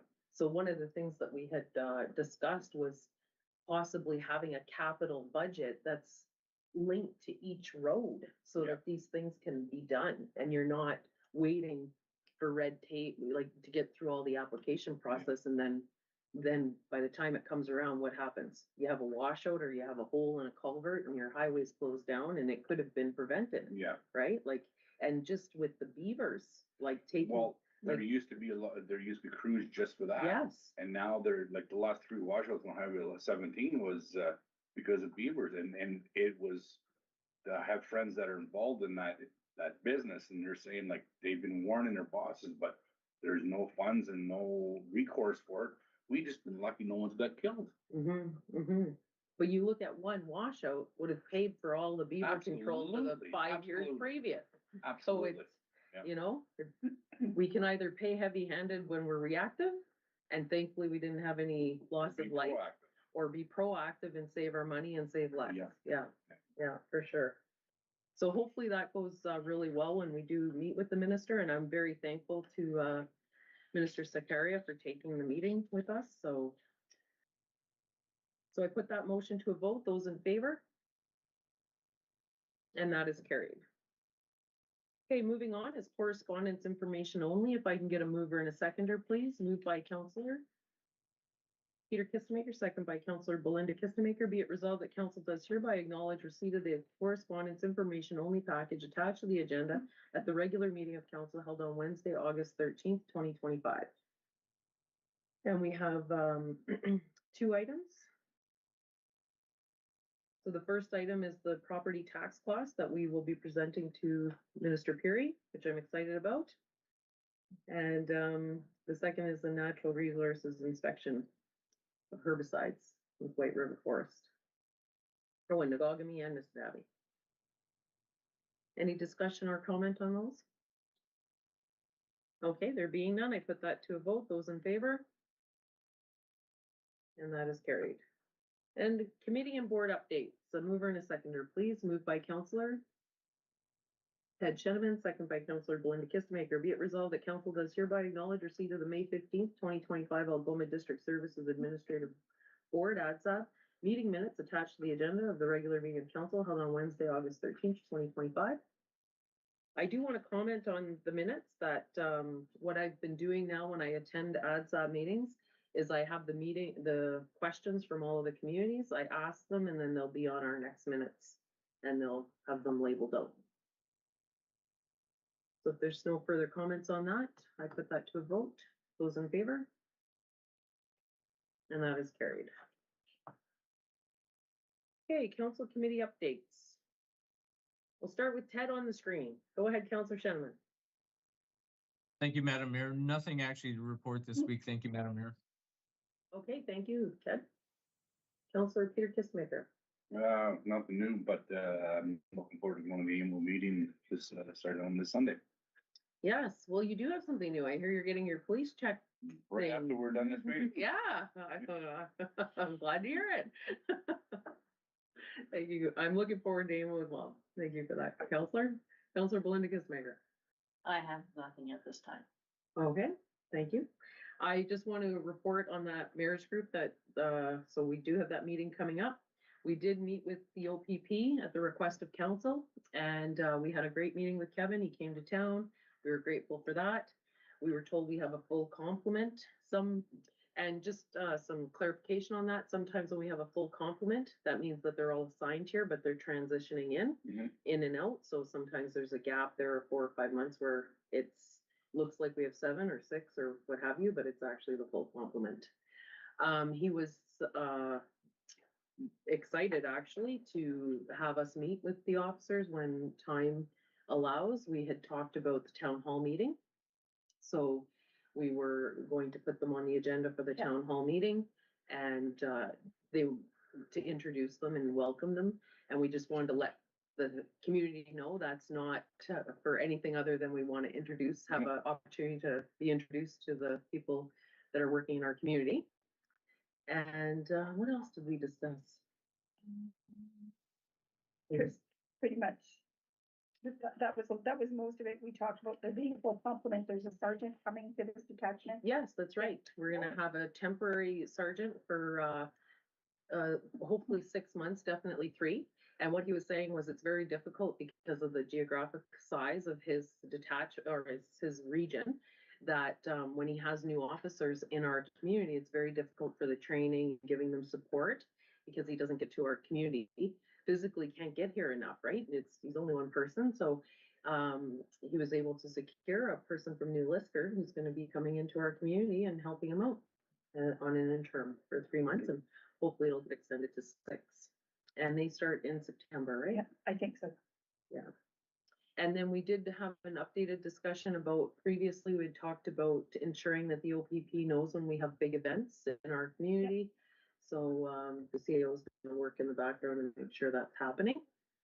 And I think that was it, right? Yep. Okay. And what else was there?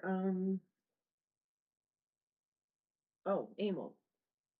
So at AMO, a few things that Hornepayne, I am proud to say, has been able to facilitate from our end of the world and gathering people together for connections.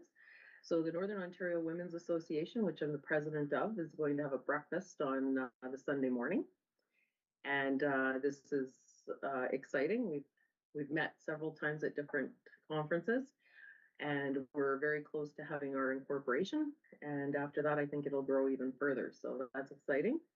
The delegation with the minister, and on behalf of the tax property that our CAO has put together and spearheaded, I was able to contact Drew Dilkins, the mayor of Windsor, who's the chair of the committee I sit on, and he was able to talk to the minister. So hopefully we'll get some time at AMO as well to let him know, and he knows the strategy we're taking through Mr. Peary, and then bringing it hopefully to the Minister of Finance.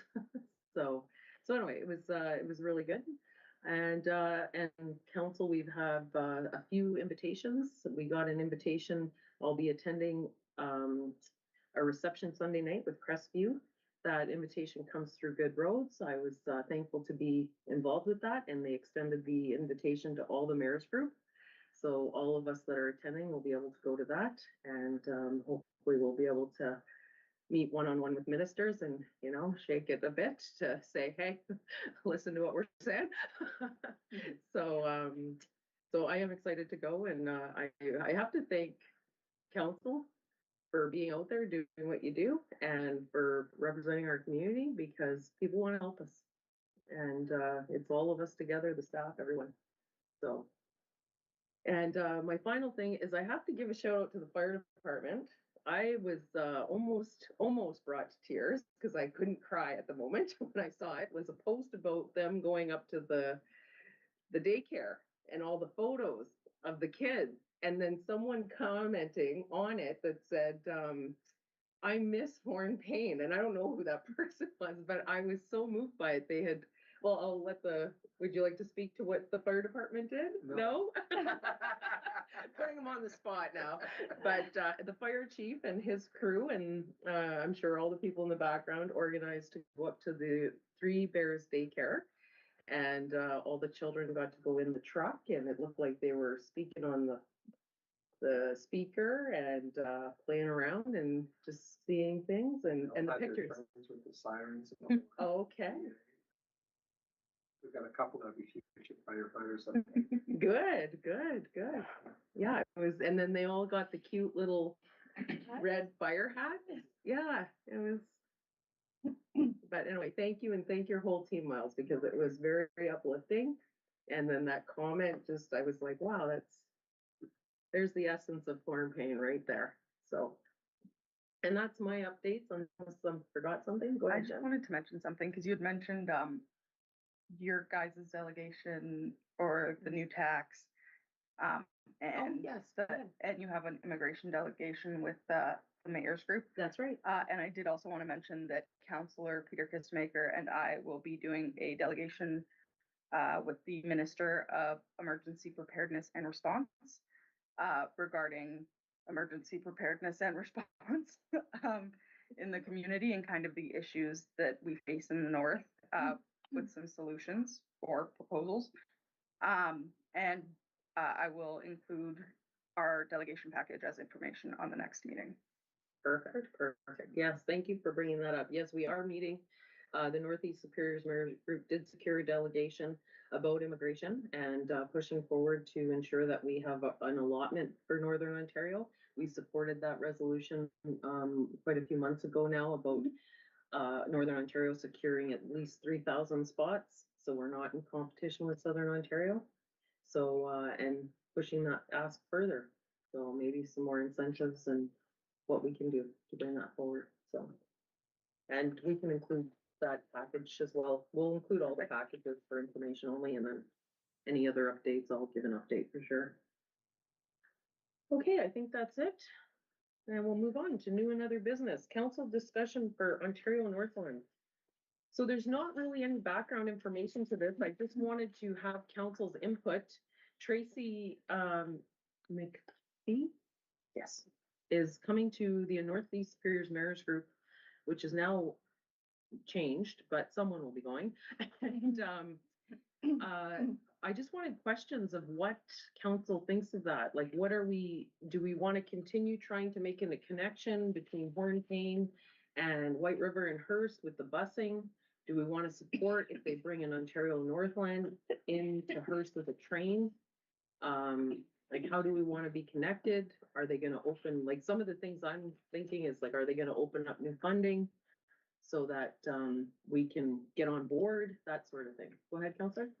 I would love to see White River, Hornepayne, and Hearst connect, but the business model just isn't there. If there is funding, it's going to be short term. It's not unsustainable. The bus that they use, either Provost or the MCI, it's an over $1 million bus, and we just can't. Like, I mean, with all the cutbacks, I would love to see it happen. I really would, but it's just business-wise, the model's not there. Mm-hmm. Now, train possibly on the ONR, maybe that would be nice, but because I would love to be able to see, because it was so nice that the older people could get on the bus and go over to Hearst and do some shopping, you know, or just to get out for something different, come back. That was really nice, but that bus could hold, I don't know how many passengers, but there were lots of times where it was going through with 1 or 2 people. Yeah, you're talking about the big Ontario Northland bus. Yeah. But maybe there's a smaller version that could be more feasible, and they could use the numbers from the past a couple of years ago, maybe use that as the potential, you know, to get it lifted off. Yeah. Perhaps even a Sprinter van. What's the Sprinter van? I think they fit like A small bus. yeah, it's a It's bigger than a van, smaller than a bus. It's kind of Okay. could fit probably like 8 people. So then the feeling is, so when I'm talking to her, it's like the big bus wasn't feasible. Yeah. And we said that from the beginning, that you have to leave it running. You gotta, because people will not rely on it, they won't become dependent on it because Yeah. they're gonna be worried it's gonna be gone. That's right. But possibly a smaller busing system, Something that would Where- fit within that financial model. right? Because if you go hat in hand and there's no, the government, I'm sure, wants to give a hand up, not a handout, because handouts only last for so long and you're back at the table again. Right, right. What about a busing model that would go into Hearst in return? Do you think that's something like, or even ask for the funds so that we can do a study to see? Like if that would be like, would people use a bus, get on a bus at 8 o'clock in the morning, go over to Hearst, spend the day there and come back? I wanna say yes, Or especially the like seniors, you know, Yeah. if they have a doctor's appointment, things like that, or just even taking a trip down to Sault Ste. Marie, it would be nice.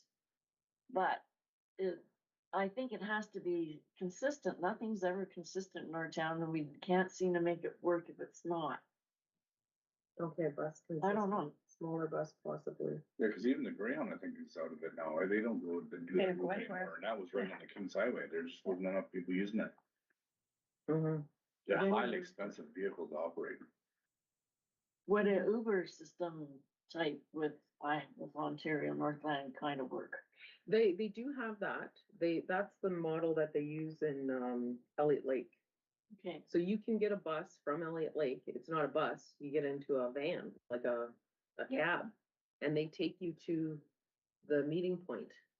And it's all through, like you pay you don't pay the cab anything, you buy your ticket. And Ontario Northland makes that business deal, which they subsidize for that cab company or whoever, right? yeah. So they've approached us with that model before. In Kenora, I think it's Kenora, we had a presentation come from there at NOMA. And it was, they have like an Uber type thing where even the drivers that work sign up and they put in when their times that they're available. And apparently it helped with their problem that they were having in that area. It sounded like a good study to look at.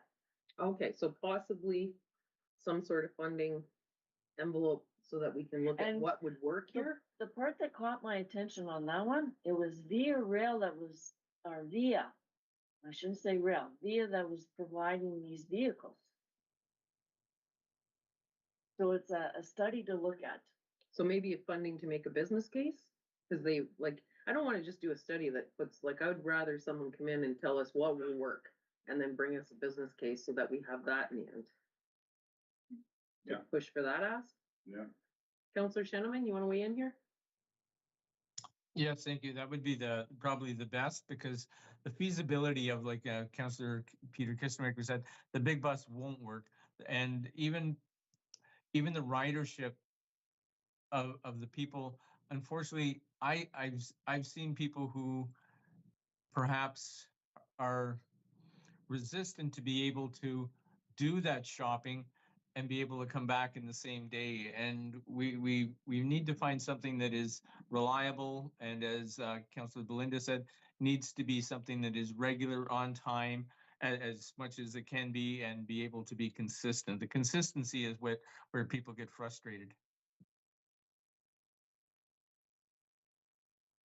Okay, any further comments that you want me to bring forward? No? Okay, thank you for that discussion, council. I wanted to see where we were at, and I'll do up a small page for whoever can attend. We're gonna reach out to the deputy mayor first. This time they moved the meeting and I'm double booked that day, so. Okay, so that's moving on to bylaws. Okay, the first bylaw is the Fire Protection Services Reimbursement Transfer Payment. If I can get a mover and a seconder, please. Moved by Councillor Peter Kistenmaker, second by Counselor Ted Sheneman. Be it resolved that bylaw number 2150-25 being a bylaw to enter into a fire protection services reimbursement transfer payment agreement between the Corporation of the Township of Hornepayne and His Majesty the King and Right of Ontario, as represented by the Office of the Fire Marshal Provision of Fire Protection Services in eligible unincorporated areas of Ontario, be hereby read a first and second time and be considered read a third time and finally passed. Any discussion on that motion? Or bylaw? There being none, I put that to a vote. Those in favor? And that is carried. Okay, 13.2, bylaw number 2151-25, repeal bylaw number 1469. If I can get a mover and a seconder, please. Moved by Counselor Peter Kistemaker, second by Counselor Ted Sheneman. Be it resolved that bylaw number 2150-25 being a bylaw to repeal bylaw number 1469, being a bylaw to appoint a treasurer and deputy clerk for the Corporation of the Township of Hornepayne, be hereby read a first and second time and considered read a third time and finally passed. Any discussion on that bylaw? There being none? Oh, sorry. I just wanted to note, I will fix the resolution. I realized I put 2150 again, so I will change that to 2150. Oh, sorry. Okay, and I didn't notice it when I was reading it. Okay, those in favor? And that is carried. Okay, bylaw number 2152-25, general service agreement, B&B Steel Construction Arena of Repairs. Oh my goodness. Did you want to speak to this first? Yeah. No, Dwayne. Dwayne, sorry, Dwayne, do you want to say that? No? No. Nothing to add, The- okay. If there's any questions for the report, I can answer them. Is there any questions from council?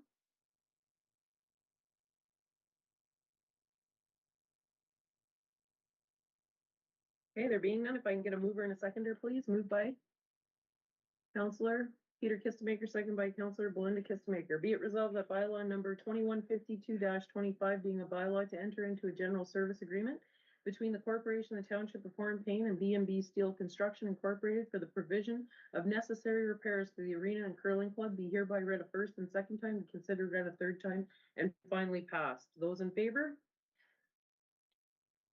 And that is carried. Okay, bylaw number 2153-25, Ontario Infrastructure and Lands Corporation OILC loan, 3rd Avenue Reconstruction Project. If I can get a mover and a seconder, please.